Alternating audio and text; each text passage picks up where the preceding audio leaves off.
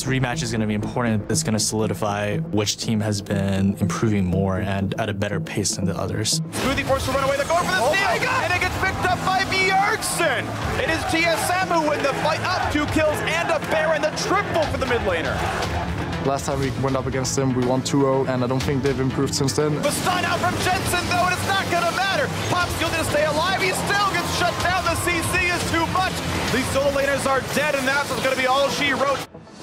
I think the seed actually means a lot at the end of the split. Winning against TSM is just as important. Goes looking for the axes. They're going to get a bit here, and Jensen's in there as well. Going to get the stun onto the tanks to look for double hit. That's going to be one picked up.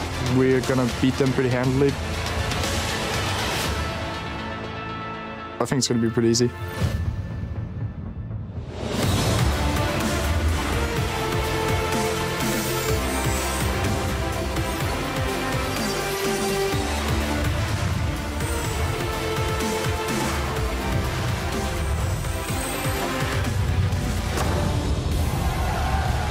Welcome to Week 5 of the North American League Championship Series. Fans are reporting for cheering duty as our spring finalists face off for the second time this split. Big matchup between TSM and C9 coming up first tonight as Sneaky and Jensen make their way into the arena, getting ready to do battle against the likes of Hauntzer, Biofrost, and the rest of TSM, who we see making their way into the arena as well. Beautiful sunny afternoon here in Los Angeles. Bjergsen and the rest of the squad as well following them in. And a look at the leaderboards before we kick off our day. Jensen topping that kills per game as well as the KDA chart. Smithy, though, over on Immortals, we'll get to him in a moment, but he's the leader of the player of the games. We'll see if any of the guys can make moves on those leaderboards today. Hello, everyone. I'm James Dash Patterson, here to analyze and chew bubblegum is Aiden's Irene Moon. How you doing today? I'm all right, and I'm all out of gum. Out of gum? You already make me a liar on day one. Analysis it is. That's all we got for you then. Before we get into the day's matches, let's look at how the teams stack up. Immortals earned first place after their 2-0 last week, leaving Counterlogic Gaming and TSM hot on their tail in second, with Team Dignitas and Cloud9 contesting for those top spots from fourth. Now we'll see who can knock down their competition with our matches today. It all starts with a battle between longtime rivals aiming to continue their climb, TSM versus Cloud9. And after that, Niski hopes to help his new team rise as Team Envy faces off against Phoenix 1. Now, you can't talk about Cloud9 versus TSM without talking about the matchup in the mid lane. The two Danes, Bjergsen and Jensen, have been smashing throughout their careers, are continuing to smash here in the summer split, and this is going to make for a very exciting mid lane matchup today. Yeah, especially since right now you can see all the statistics. Jensen actually beats Bjergsen in pretty much all those significant statistics right now, so he's been performing better, but there is something to note where Bjergsen has been playing things like Zillion, the Galio, a little more supportive, so showing a diverse style, whereas Jensen is kind of the crux for everything that's going on in Cloud9 right now. Now, this is specifically referring to, this split stats. What about historically the matchup between these two guys? So I was doing a bit of digging, and I was looking at Jensen and how he performs, because he's been such a dominant laner. Overall, in his entire career, at 15 minutes, he averages up 11.2 CS, which is absurd. That's monstrous if you just keep that throughout your entire career, regardless of who you face in the NALCS. But against Bjergsen specifically, he's actually negative 3.7 at 15 minutes. So he beats everybody, but up against Bjergsen, it is kind of that kryptonite that's going on. Right, beats everyone but Bjergsen as well. C9 with him on the roster, I know, does have a losing record. Well, historically, C9 has a losing record against TSM by only a short amount, a slightly larger margin with Jensen in the newer roster, actually. Yeah, in terms of Jensen versus Bjergsen, it's 11 wins for Jensen, 18 for Bjergsen. But in terms of C9 versus TSM overall, it's 28 wins for C9, 30 for TSM. So if C9 2-0 here, they actually tie the all-time record. 500 through 60 games, that would be absolute insanity. One can only hope for a very tight matchup, but we talk about the importance of the mid lane. That's not to disparage the other lane matchups that take place here between C9 and TSM. And most specifically, I want to talk about the top lane matchup, because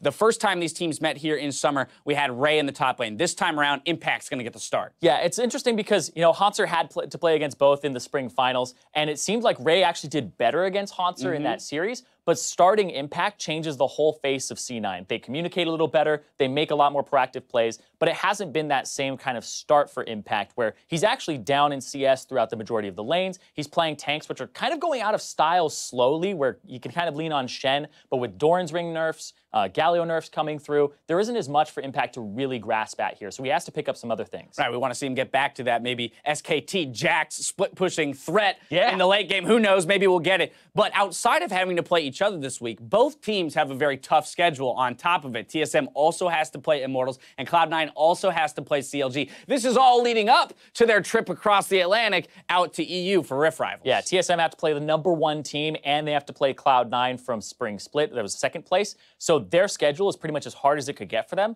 whereas C9, they have to play Counterlogic Gaming, who looks really hot right now, as well as TSM. So like you said, this is probably the best practice that they could get, though, in the North American LCS before they go off to Rift Rivals. But this match here in particular, because they're both going, will kind of come into it and be like, which one of these is the #1 team for North America at that international tournament? Right, we have the standings where TSM's the first place team from spring, but there will be that notion of whoever wins this matchup is the best team representing North America going into Rift Rivals. And the fact that TSM plays C9 and Immortals, they have a chance to beat C9 and a chance to beat our #1 team right now and then come in very strong into Rift Rivals. Some thoughts from us about this matchup before we send it over to the casters. Jensen also shared with us how he's approaching today's matchup. Take a look.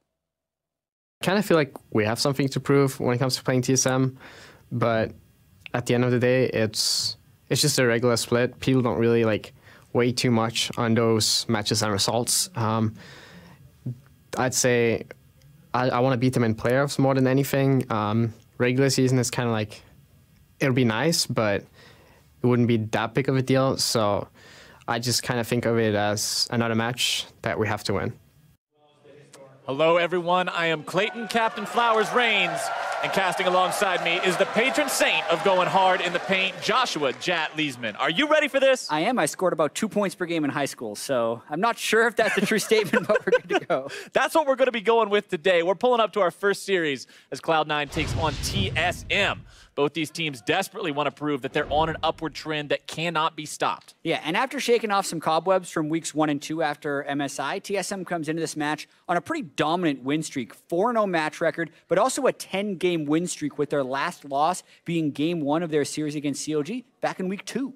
Cloud9 also come into this match in a similar situation, though, recovering from a tough week 1 and 2 at the start of Summer Split. Exactly. I mean, Cloud9 is similarly off to a rocky start. You can see they have shown improvement in weeks 3 and 4, and Reaper actually talked a little bit about this in a video they released today about a status update. And most of Cloud9's early struggles have been attributed to their top laner. He said Impact is actually playing at his lowest form ever, as well as some communication issues with Ray taking a break for medical issues. So even with that, Cloud9 is still trending upwards. And what I love seeing about matchups like this about top teams is someone's got to lose. These teams don't lose very often. Exactly. At the end of the day, only one gets to continue that win streak. But now we're going to check out the starting lineups. On the blue side, you know them, you love them. It's Cloud9 with Impact in the top lane, Contracts in the jungle, Jensen mid, Sneaky and Smoothie bottom lane carry and support respectively, and Coach Reaper.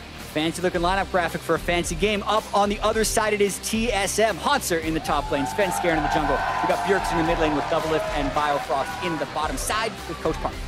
Now, going into this matchup, it's always fun to see these two teams go head-to-head, and Cloud9 definitely has something to say and something to prove, considering they were the ones who ended up coming up a bit short in the spring playoff grand finale. They're also the ones who lost the last time they went head-to-head earlier this split. Exactly, and even these next 10 days for Cloud9 is almost a high-pressure situation akin to playoffs if they want to kind of reprove themselves in that sense, because as the analyst desk was talking about, they play TSM and CLG back-to-back days, then they go to Europe, play against the top 3 teams in Europe, and these are the types of intensity games that Cloud9 need to be able to prove themselves with, because Jensen talks about winning when it matters. You need to practice for that with high-pressure games. And we talked a little bit earlier about the stats for Jensen and how right now it's looking like his stats are extreme, right? He had better numbers than Bjergsen in all of those categories.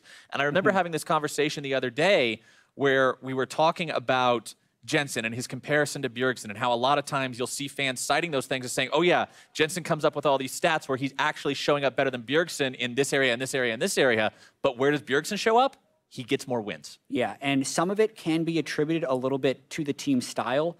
Ever since Cloud9 brought in Jensen to replace High about 2.5 years ago, he has been funneled the majority of Cloud9's resources in the mid and late game. True. And even though TSM does play around Bjergsen in the early game, towards the latter stages, you will see Doublelift and Hauntzer taking a larger share of the farm than Sneaky and Impact would be doing on the Cloud9 side. So there's slight stylistic differences there that can contribute a little bit to it. And even what we're seeing right now in the current iteration of these teams, Jensen's the guy we're always looking at for the big carry. Jensen's the guy you're looking at to put the team on his back. Bjergsen, on the other hand, picking things like Galio, picking things like Zilean, much more comfortable saying, okay, I'll step back from the front line, I'll step out of the spotlight, I can count on my team to carry. Yeah, and they are trying to be a jack-of-all-trades team in that sense. And I think Bjergsen has walked that line really well in the past, not so much in last split. Like when Bjergsen won the MVP of the 2016 summer split, it felt like he was doing that. Still winning lane, but playing very heavily towards the team. And that's what they're working towards getting more of out of this split.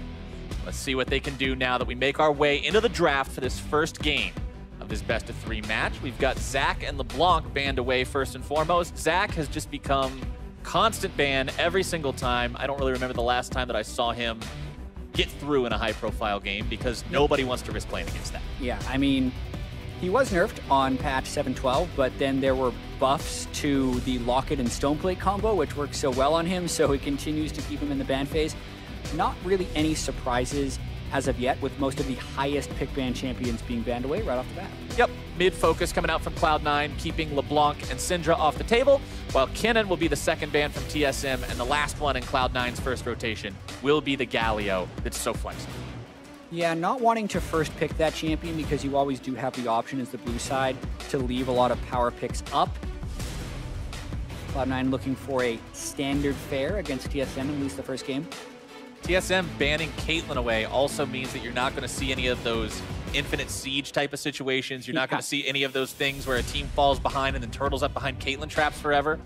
But Cloud9 deciding they're going to go ahead and lock Elise in before anything else, get that powerful early game jungler, as TSM responds with Jhin in the bottom lane, who's been seeing a lot more popularity from Tahm Kench to keep him safe. Yeah, we really have seen a small resurgence of Jhin, and TSM as well has upped their priority on Tahm Kench fairly substantially, even though it's a very power pick spot in the draft with the first two choices on the red side. There is a small amount of countering when you're up against an Elise, who's a very pick-heavy champion. As long as she doesn't land that cocoon on Tahm Kench, you can basically get rid of that CC by devouring. Looks like we're going to see a spooky Shadow Isles duo locked in for Cloud9's bottom lane, grabbing the Kalista and Thresh combination. Yeah, and I actually like Kalista into Tahm Kench because even if they devour the AD carry, during that time, you can still stack up a lot of threat on the Tahm Kench, and the thick skin mind game is actually really difficult because once it goes away, Kalista presses E and the Tahm Kench is dead. So I do like this duo early on from Cloud9, and Kalista is something Sneaky has a ton of experience on. We're going to see the picks mirrored role for role here early on. Bottom lane and jungle picked up by both sides as TSM will respond, picking up Lee Sin for Svenskeren. He's so incredibly effective on this champion. We actually heard from him last week. He's surprised that teams aren't banning it away any more often than they are, and he kind of wishes they would so he could get more practice on other champions, but when they leave it open, he's perfectly fine playing this. We've seen the kind of things he can do with it. I mean, it is a little ridiculous at this point, actually, when you look at his win rate on the champion. He's played it so many times this split, and I believe only lost like one game or something on it. But I can understand why teams wouldn't ban it against him because they think, well, he'll just do the same thing on Elise, or we don't want to deal with the Galio, the Syndra, or the LeBlanc. I mean, in this game, contract says he's going to be able to handle Svenskeren's Lee Sin, but they're banning away 3 mid lane champions against Bjergsen. Now that we've entered into the second part of the bans, we're going to see a little bit of a different focus. Lucian banned away by Team SoloMid. Lucian's very flexible. You can see him as an AD carry, a top laner, a mid laner, pretty much all over the place. Rumble banned away by Cloud9. Yeah, just for some added context, 9-1 this year, in this split rather, in games for Svenskeren. So if I was Reaper, I would ban it, but Reaper always mixes up his pick ban, especially in 3-game series. You want to see how he's playing Lee Sin on the day, and then you have chances to adapt down the road. TSM actually going to ban away both of those malleable AD carries that can go into solo lanes and have other roles throughout the game. Lucian and Corki taken off the table by them, while Cloud9 will focus strictly on the top lane, removing Shen and Rumble from them. Yeah, and now you wonder whether or not TSM is blind picking Hauntzer's top lane or Bjergsen's mid lane. You have to make that choice against Cloud9 when you have these matched pick and bans in the early stages. Jensen's Orianna has been so good this year. Yeah. I'm actually okay with this pick of Orianna first, even though typically you want to counter pick the mid lane, only because they banned away so many mid laners already. Hard to find a very good matchup against Orianna. We always do expect people to go for the counter pick mid lane during the second part of the drafting phase, but it seems like if you don't go for that, Orianna is always the pick that you get first. Yeah. Orianna's just so safe to go as a blind pick. There's not a lot of things that destroy it. But Cloud9 is deciding they're going to take Victor in as that mid lane matchup. Yeah, resurgence of Victor. This is a very classic mid lane matchup, the Orianna versus the Victor. I think typically the Orianna does win this slightly early, but once Victor can get to hex score, he will be able to shove in at a very appropriate pace. So expect very high CS totals on both of these mid laners. Renekton picked up by Cloud9, a very ferocious top laner. Whatever TSM decides to draft here has to be aware of that classic Renekton-Elise combo and dive potential that we see be so devastating in these matches. Yeah, and we get to see Renekton Fiora often because people consider it a skill matchup that can swing wildly in either direction. Most of the time we've seen this matchup in NA, the Renekton has won. So you can see the Fiora hovered, ends up going with Gnar actually for I think a little bit more flanking potential because I think, or sorry, I meant Kled when he locked that in. They're both crazy little Yordles. It's a fair mistake. Any one of us could make it. Anyway, with the Kled up there, I think that's not necessarily a pick for the lane. It's very much a pick for team fights because I expect Impact to win that lane with Renekton. Definitely going to be interesting to see how the two top laners play out these bruiser, fighter, more carry style of champions as opposed to something that it would be more of a tank. Ever since the advent of the changes to Dorian's shield, we have seen less of the pure tank top lane situation, a lot more of these fighter type champs, and today's game's going to be no different. Yeah, and I really wonder what position these lanes are going to settle on. I do feel like TSM's mid lane should push a little bit, but you always have to be fearful of the map control that Smoothie and Contracts can get with the Elise Thresh combo. The pick potential of those two roaming together is so high, it can create lane pressure for you. Exactly, and let's not underestimate Svenskaren's Lee Sin either. Even if he doesn't have somebody to roam around with him like a Thresh, he's still on this Lee. This is still, like you said, his 9-1 champion. 90% win rate is just bananas. That's crazy to be able to do that in pro play, but he's on it this game, and Cloud9 has their work cut out for them trying to shut that down. Yeah, the second matchup of Cloud9 and TSM so far this split is going to be the last time we get to see them before they may or may not play in playoffs. So the first time they met up, TSM 2-0'd them, Cloud9 wants revenge. And let's talk about whether or not, talking about these teams going to playoffs and the rough starts that they had at the beginning of the split, everybody was a little bit concerned after they both started off with those rough week 1s and week 2s. But now, as we mentioned heading into this, they have been on one hell of an upward trajectory, especially TSM, as the crowd chants wildly for them on a 10-game win streak.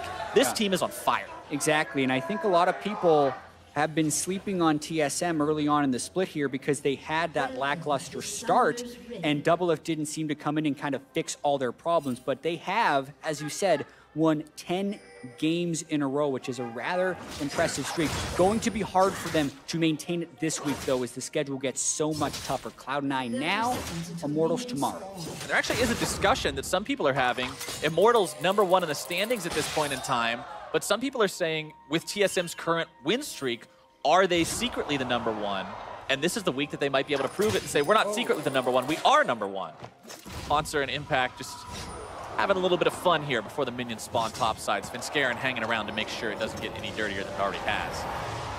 No recalls interrupted there, but the ward was placed early by Hauntzer, which I think is a very valuable ward to scout out the Elise, especially with how the lanes need to play around this. We have seen so many gank variations from so many different junglers this split, especially kind of after what we saw at MSI, where there were a lot of really peculiar jungle routes. I think a lot of people in NA have continued to add variations to that. In this game, just pay attention to how much of a pull these guys can get. Look at all the time Hauntzer spent on the Raptors there for Svenskaren, because getting the jump on those early ganks can be so valuable. Yeah, having your jungler show up to a lane 10, 15 seconds before the other guy can be the difference between making a play and having a play made on you. Very, very important to make sure that those guys get out the gate as fast as possible and be able to influence those lanes, especially on picks like these. Lee Sin and Elise, both these champions have such huge potential to snowball the game. You really want to give them every tool possible.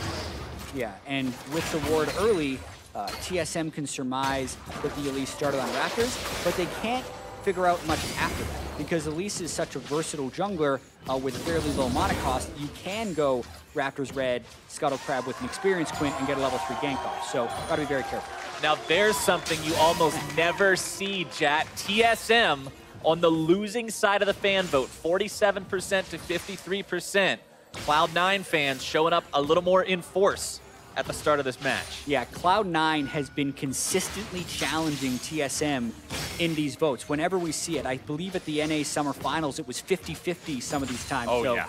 Very interesting seeing them now 53%. Can they back it up and get a win? Always stays very close. And the guy on your screen right now, Jensen, going to be very important for getting that win. The guy who's been putting up the stats so far for Cloud9, their big carry. You can see Contracts showing up here to try to give him a little bit of assistance, if at all possible. But Bjergsen smelling something maybe a little bit fishy, hanging around on the other side of the lane, and Contracts won't find anything. Well, he's smelling something fishy because he was able to shove in the first wave, get a quick ward in the brush in the river, and see Contracts running forward there. So they're able to get some question mark pings saying, hey, he's somewhere in this side of the jungle. Then they spot him with another ward that has been left behind at red buff. So TSM with very good predictive wards that also pay off by showing them where Contracts is. Jungler tracking can do so much in a matchup like this, especially when you have these lanes that can be very snowbally and skill matchup intensive. Give one guy a slight advantage, and all of a sudden, your opponent's ability to outplay is quickly minimized. Sneaky and Smoothie staying pretty much even down here in the bottom lane with Double Lift and Biofrost, as Bio's going to move up in that brush, try to zone these guys away a little bit, provide Double Lift with maximum amount of safety as he farms up here. Yeah, also got to note the Doran's Shield versus Doran's Blade options between the Kalista and the Jhin. So many people have still been going with that Doran's Shield because of the innate regen, but Double Lift having a lot of faith is not going to get poked out by pesky little spears flying through from Kalista. Here comes Sven. Ooh, close there. Jensen with the flash away from the Sonic Wave, keeping himself all right, but Contract shows up over the wall, getting some nice burst down. Lee Sin forced to retreat away here. Remember, Jensen does not have a flash to try to follow this up with some cheeky bursts, so... Yeah. A lot of respect there by Jensen. So often when a Lee Sin will gank him in the early game, you'll actually see him use Ghost instead of Flash and then rely on his mechanics to dodge the skill shot. Here, though, against Svenskeren and Svenskeren going to the close range, I think almost a rare respect Flash by Jensen. We'll see if they can punish that now the Flash is down.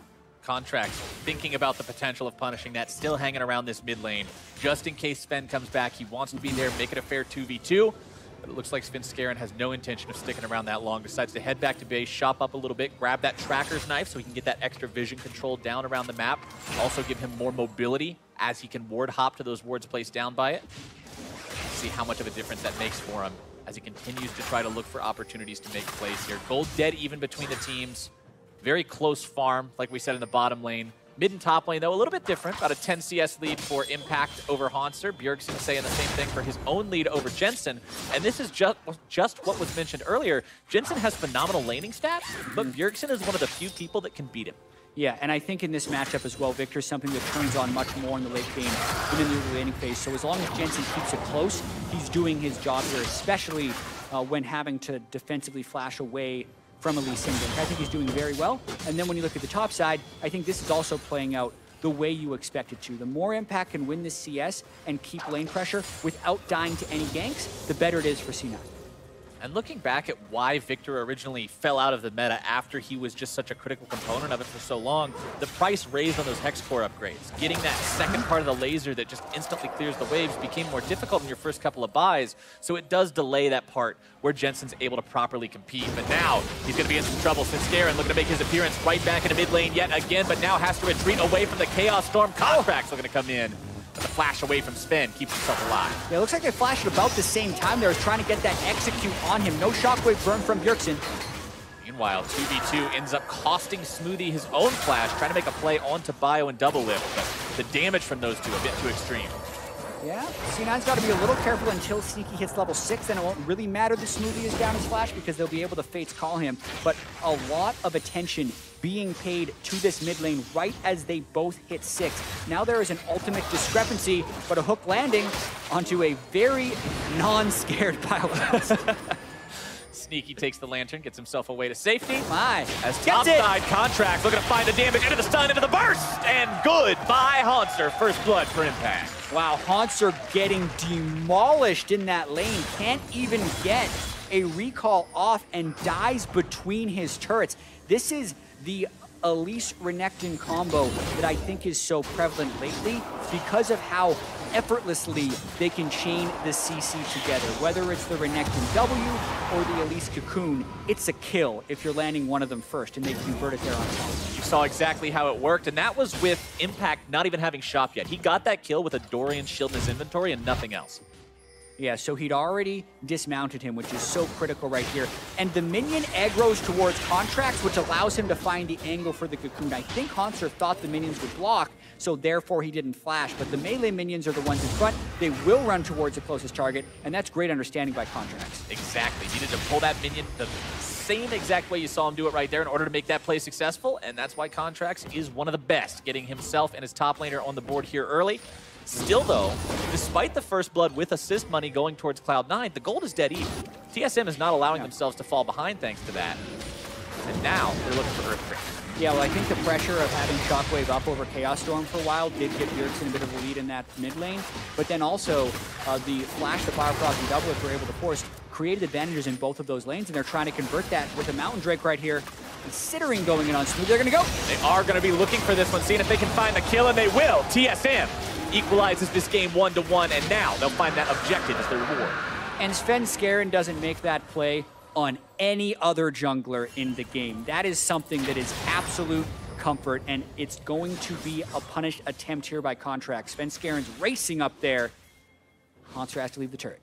Hanser very respectful of the damage and stun potential that could be coming out from these two. He remembers what happened at the previous attempt at making his way back towards this tier 1. Now the rest of the team on their way. Contract's going to be bear trap on a rope as Svenskeren closes in, and that is going to be one squish spider. Hanser grabbing the kill and getting himself back in the game. Boy, that was almost too easy for TSM. They don't even lose damage on the mid lane turret. A definite overstay there by Contracts, clearing out that control ward. Allows Svenskeren and Bjergsen to casually roam up and secure a kill. They don't burn a single summoner spell and just the Kled ultimate to get him down. Contracts had no flash and really no business sticking around there after initially pushing Hanser off the turret. Impact popping the ulti up here in this 1v1 against Hanser, trying to see if he can take him down solo. Hanser does have a red buff, but now dismounted. He's really got no choice to be able to win the fight. Impact waiting for those cooldowns to come back up. Not really too concerned about it right now, but he knows Svenskeren's likely coming up here. Doesn't want to bite off more than he can chew, give up a free kill. Instead, he'll just opt to clear out the wave and accept that. Yeah, Impact would have continued that fight if Hanser didn't have the Lee Sin backing up in the jungle, because Impact would have been in the position to win that trade.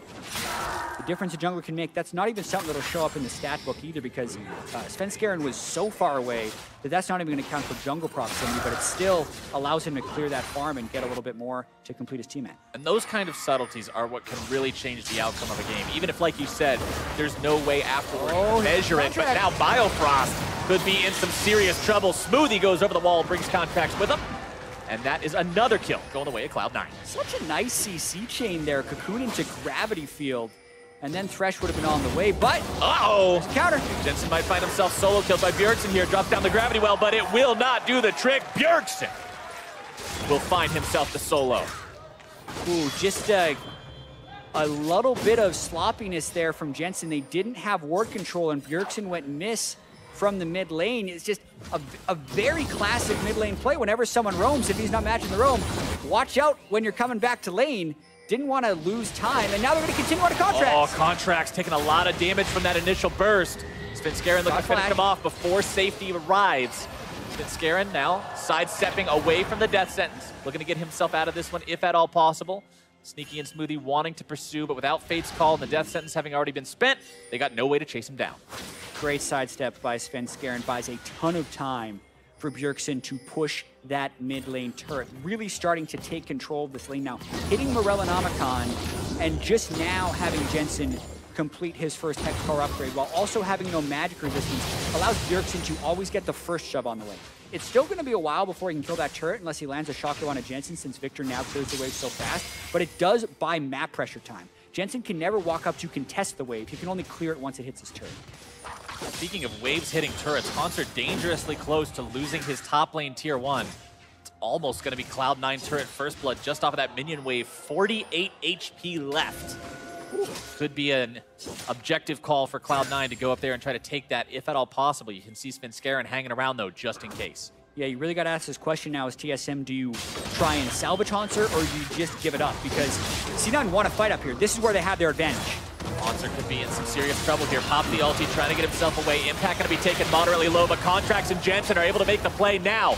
Looking to turn it into a double if at all possible. Jensen with the flash for it, and they find the tier 1 as their prize. And they get the first turret as well. That is Jensen's way back into the game. Double kill plus sharing that gold. Still going to be down in gold against Bjergsen because of the CS, but a huge play. That play is a textbook example of why junglers often don't come to your losing lane, because things can go bad very quickly.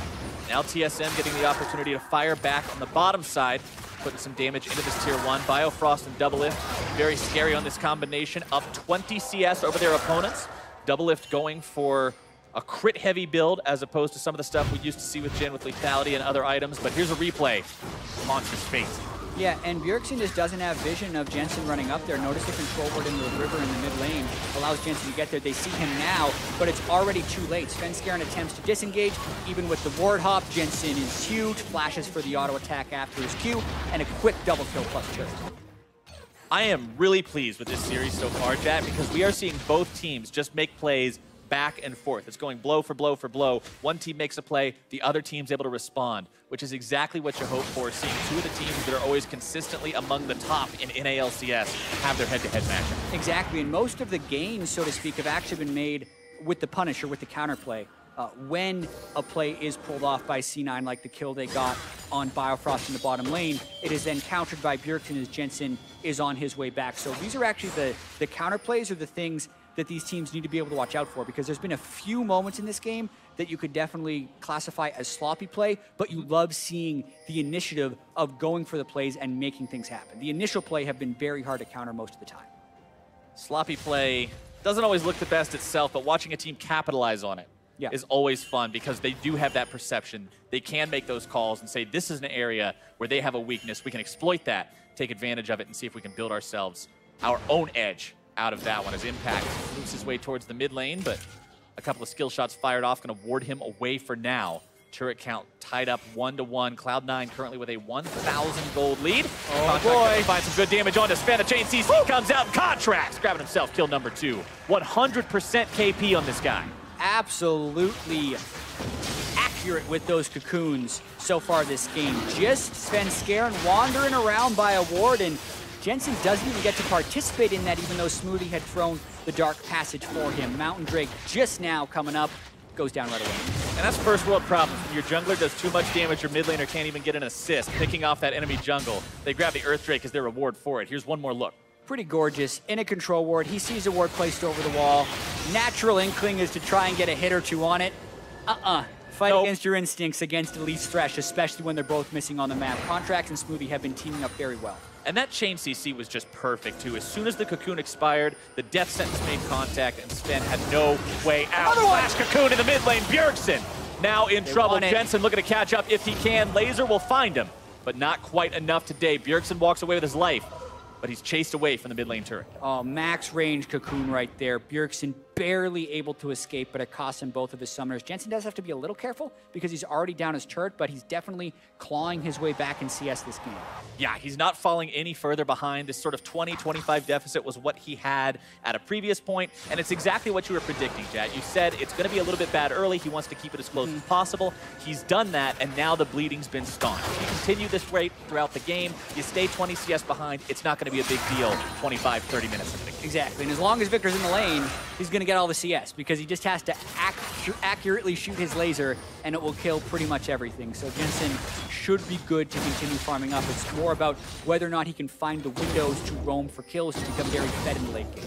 And honestly, these two's performances very similar right now. 2-1-1 compared to 2-0-1. Jensen just having that death from where he didn't properly respect Bjergsen's roam potential earlier. But other than that, these two both having a lot of contribution to their teams. Bjergsen, of course, with 100% kill participation on his own squad, putting in work as you would expect him to on a champion like Orianna. We talked earlier about how TSM is comfortable putting him on non-carry champions, putting him on more of a supportive role, but when you've got somebody like Bjergsen, you're definitely not going to be shy about putting him on the kind of AP carry that can win the game either. Yeah, totally agree with that. And quietly as well, Doublelift and Biofrost are taking the bottom lane. You've seen very little action down there, since most of it has been predicated around the mid and the top lane. And now you can see C9, knowing the turret's down in the bot lane, knowing TSM is going to be in a recall pattern, just immediately turn for that Rift Herald, especially around the part of the map where they're strong, which is the top lane right now, seeing Impact's advantage. And they got 3 different people up here. Rift Herald is quite a quick take. We'll grab that one, no problem whatsoever, no contest. Contract's picking up the eye, and we'll have to see how successfully these guys can use it. Rift Herald's one of those interesting objectives because it's a 2-part objective. First, you've got to make sure you can secure it safely, and then you've got to use it properly to actually get the reward afterwards. Rift Herald himself only gives, what, 25 gold? Yeah, only 25 gold. On the next patch, it will be 100. Saving Smoothie from the Shockwave. And that is the power of Kalista Thresh. It's so hard to catch either one of them out. Kalista will Fate's Call Thresh. Thresh will Dark Passage Kalista. It makes everything very complicated. Yeah, but even just that Shockwave diminishes C9's ability to use the Rift Herald properly in the mid lane. It's going to be really difficult for them with the way they have the Soul Lane's position. And Hanser, oh, nice job from Impact, flashing in front to stop the charge from getting Hanser away. Now more help coming in from Contract, still looking to burn him down if they can. Flash out from Hanser to stay alive. So flash for flash and ult for ult. Not much actually gained by C9 at the end of that one. And the CS actually getting pretty close. Meanwhile, knowing Lee is up there and Lee Sin is down here, here comes the push. TSM going for the tier 2. They might not have a Rift Herald, but they don't even think they need one. But Rift Herald's going to be going top lane. This is actually really clever by Cloud9. They should be able to at least match this, knowing there is a flashless play. They'll grab that one nice and easy. Rift Herald just does so much damage to that initial headbutt unless her health is diminished first. Normally takes off about 45–50% of a turret's HP, and there's not a lot you can do to defend when you're already behind like that. Hanser really suffering this game. 150 CS to 193. 1-2 compared to 1-0-2. Impact doing exactly what we were looking at him to do this game. Control early, keep the advantage, keep Hanser off the wave. Yeah, and this is one of the best performances we've seen from Impact in the first 20 minutes this year. He's actually been getting smashed in a lot of lanes and dying a lot, but little jungle attention shown there. Also had a favorable matchup and was able to play it positively. The problem now for Cloud9 is actually the opposite of what their problem has been most of the year. It's Impact is the only one winning, and how do they actually advance the rest of the map rather than the rest of the map is winning and the top lane losing and holding them back. It's very hard to make plays in the middle and bottom side of the map when they have lost both of those lanes.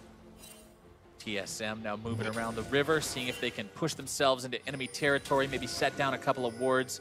Control ward placed down by Cloud9, though, will pick up on that vision, clear some of it away. Sven and Bio still hanging around, seeing if maybe they can make a pick here as Double Lift's been rotated towards the top side to push into that remaining tier 1. Yeah, this is where the game really gets interesting because the points of strength are shifting, and Cloud9 need to match this, preferably with the Renekton. You can see the total gold total is very close. Total gold total. Everyone has rank 2 ultimates, and I think Cloud9 should want to fight if they can get a play. Well, they're getting the cocoon. Impact wanting to go in, doesn't quite go just yet. The ball thrown out keeps them zoned away. The threat of that alone from Bjergsen is enough to cancel the initiation. Yeah, I mean, right now, TSM is getting the 4-1 with a losing top laner, so they're just going to try and keep C9 occupied up here in a 5v4. And C9, if they don't get anything out this, is actually giving gold over to TSM since there's a lane they're not farming. Hanser hanging around bottom side, trying to shove that out, collect any farm he can. He had a 40 CS deficit earlier, has shrunk that down to 20 now. Yep. Exactly the cost of what you just mentioned. Not farming that side lane, allowing Hanser to do it without any pressure. Means he'll get a chance to catch up a little bit here. Third Mountain Drake of the game is spawning right now. Both teams currently having one.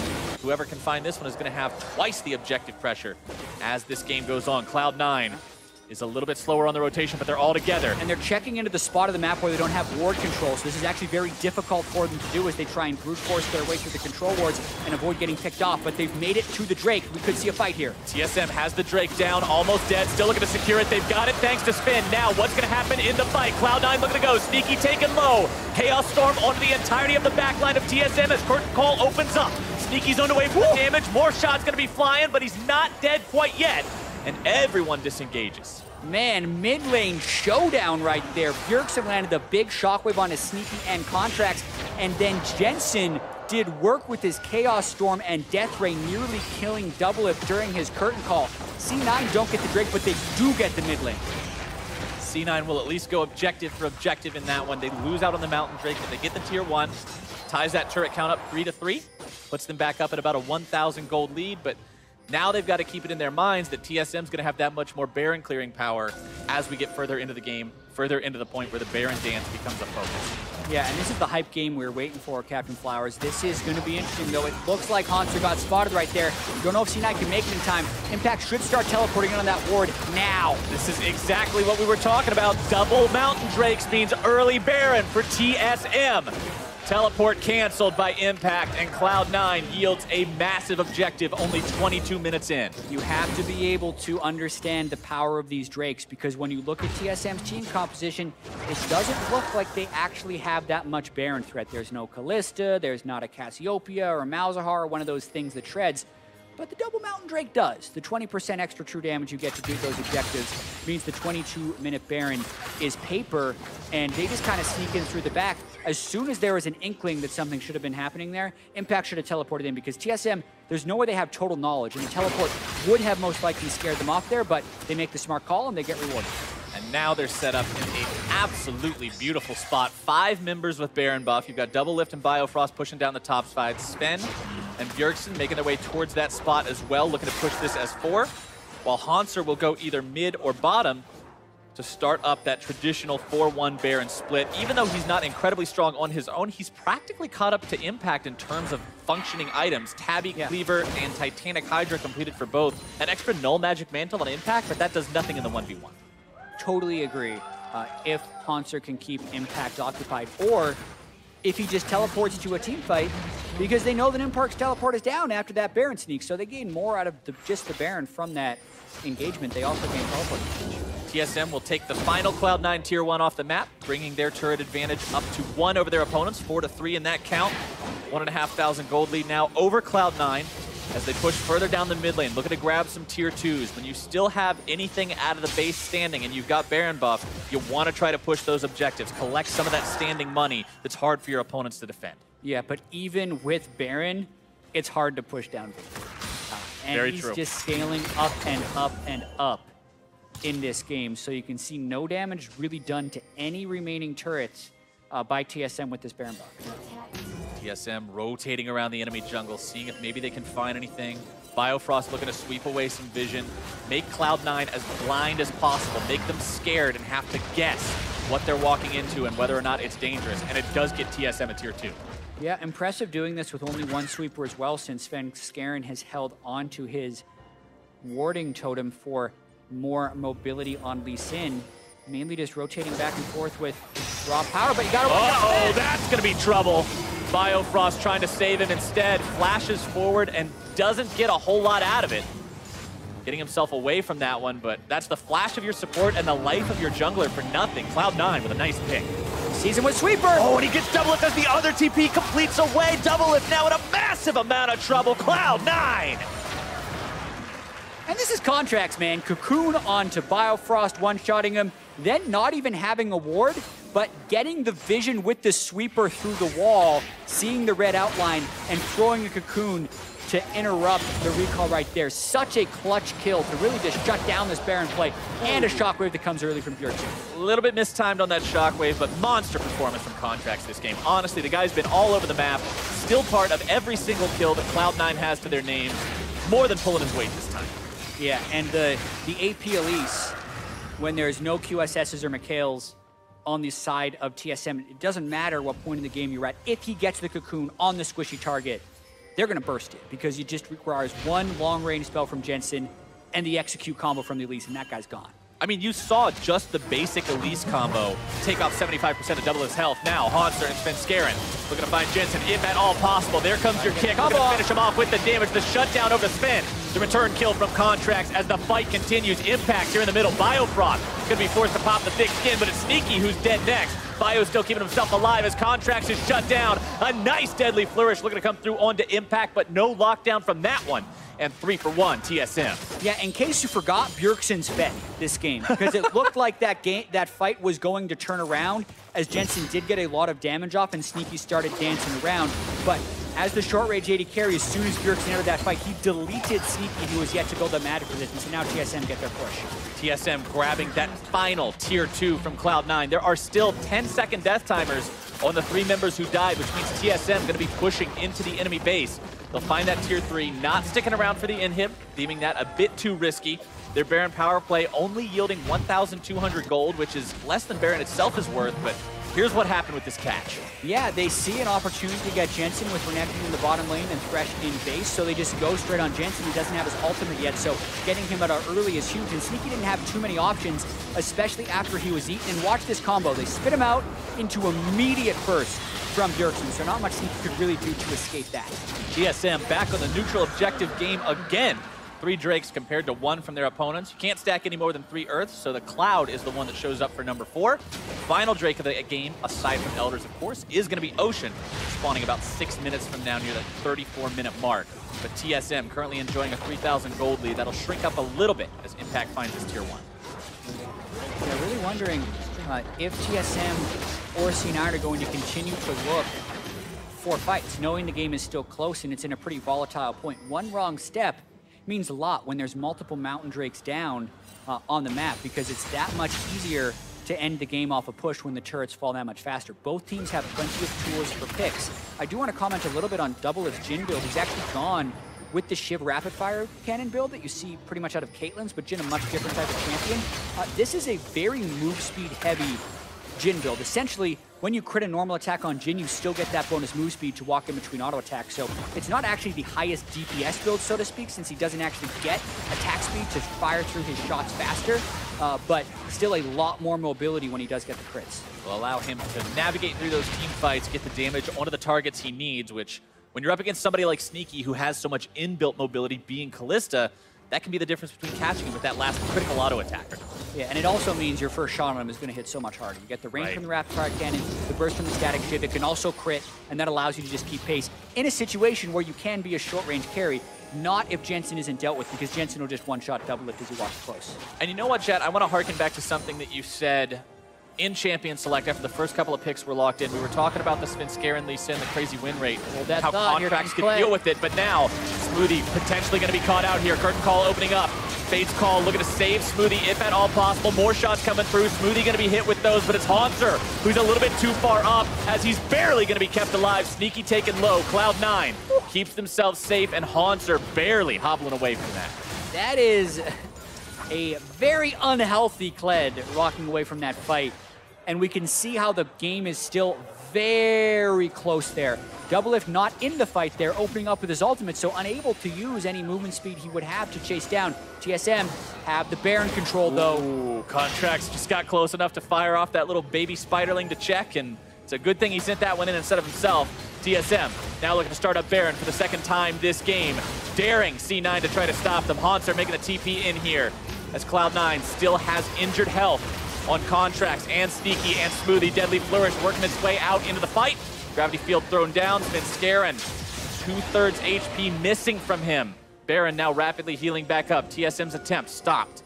Very dicey point in the game right now. They know how quickly they can take Baron, and they know C9 is unhealthy. They're actually mostly waiting on ultimate cooldowns to come back up. Now we have Chaos Storm, Shockwave, Dominus. A lot of things have come back up, so the fight can be much more lethal if they continue this dance. This is going to absolutely explode if one team just finds that small window to make their opening gambit. Cloud9 still it's so tough. a little bit TSM further out. Here comes the charge. Haunter trying to pull that trigger. Smoothie going to be caught out here. Nice Chaos Storm into the middle of everything. Svenskeren brought low, but Contract's dead first.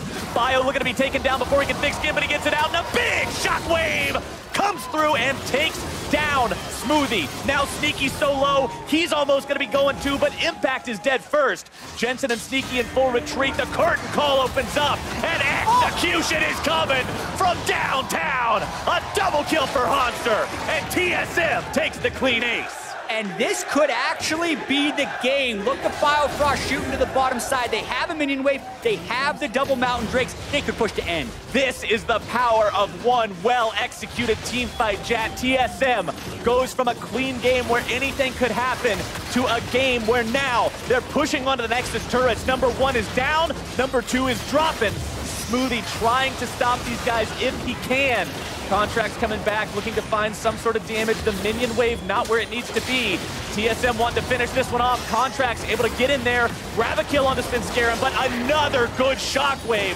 Cloud9 loses 2 more members, and TSM will take game 1.